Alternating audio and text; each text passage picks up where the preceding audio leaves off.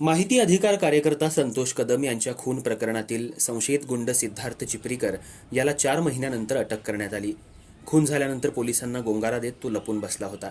अखेर कोल्हापूर परिक्षेत्राचे विशेष पोलीस महानिरीक्षक सुनील फुलारी यांच्या सूचनेनंतर सांगलीच्या एलसीबी पथकानं त्याला कागल इथं अटक केली।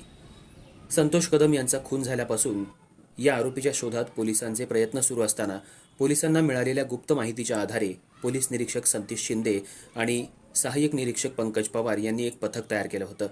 त्या पथकाला संशयित आरोपी हा कर्नाटक इथं लपून बसलेला असून तो कागल इथं येणार असल्याची माहिती मिळाली। यानंतर सांगली एलसीबीच्या पथकानं कागल पोलिसांच्या मदतीनं सापळा रचून त्याला अटक केली। संशयित आरोपीला ताब्यात घेऊन इचलकरंजी पोलीस उपअधीक्षक यांच्या ताब्यात दिला असून पुढील तपास इचलकरंजी पोलीस करत आहेत।